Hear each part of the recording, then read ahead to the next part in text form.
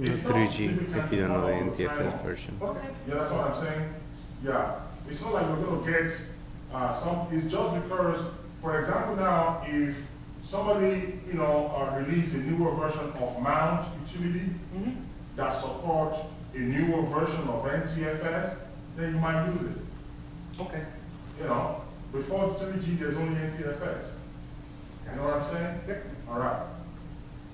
So I use dash 3G again. Remember what I said? You don't necessarily have to use it. Then I use dash O here, and I say read only. No execute. You understand? So you can say no execute. Loop. What else can I use? Loop. Loop. Okay. What else can I do? Huh? You can also say show underscore file underscore system. Especially when you're mounting an NTFS hard drive, right? Me neither. Right? It's on your D12. All the command I'm typing here is on D12. Every last one of them. You understand? Mm-hmm. Just do it. Everything I'm typing here is on D12. So I included it over here.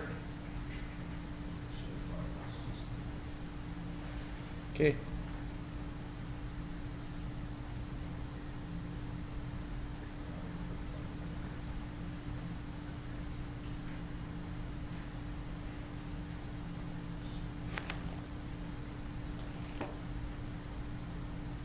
Sorry, I think they're.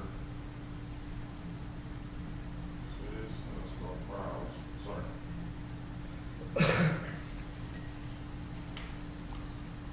What is the RO again? Read only. Read only, okay. All right, so the next thing you probably want to do, then you have to decide where you want to mount it. Right? Yep. And then we decide we're going to mount it, where we're going to mount it.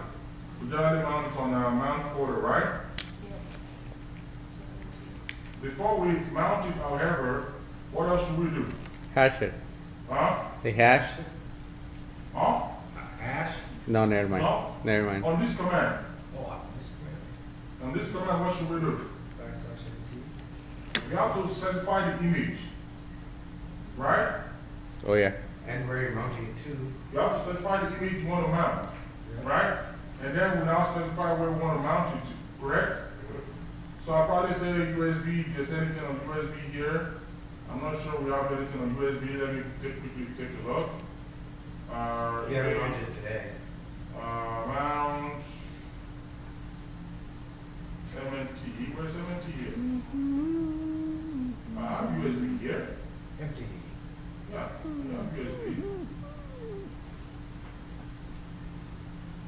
Okay.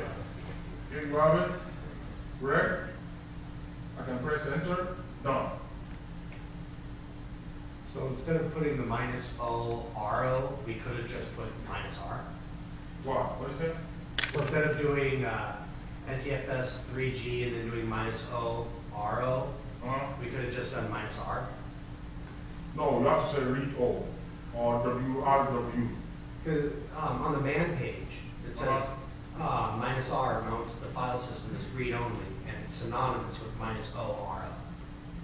I've never used R before. Okay. You can try it.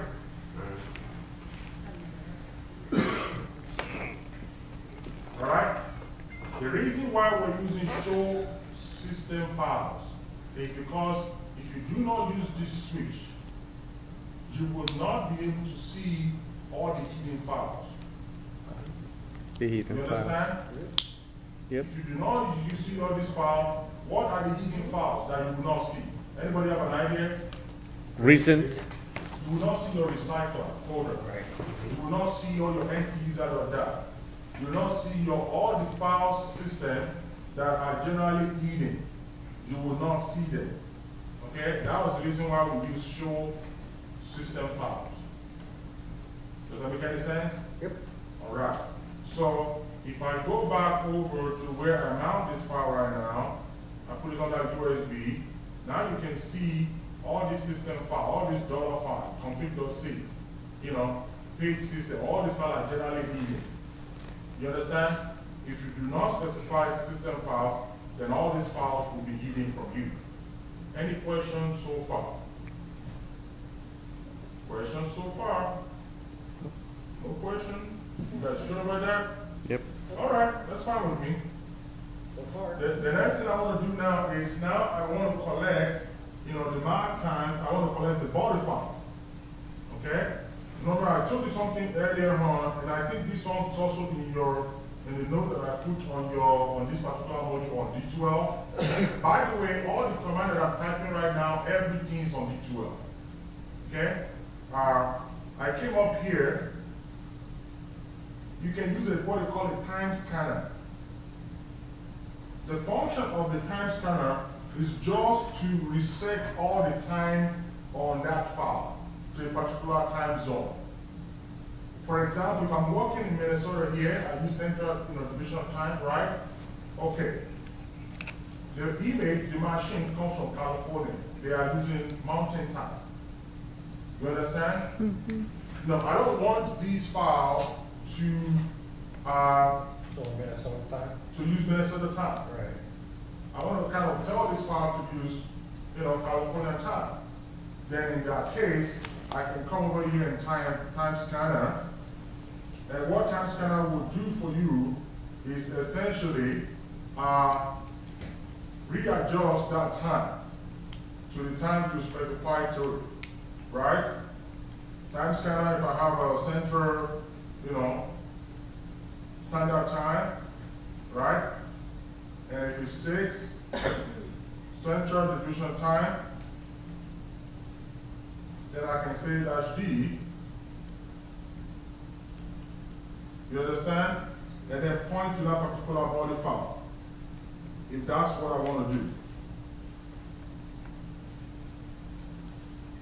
And the question? If you, my question is, if you're working in a lab and you set the machine to California time, do you have to do this command? What is that?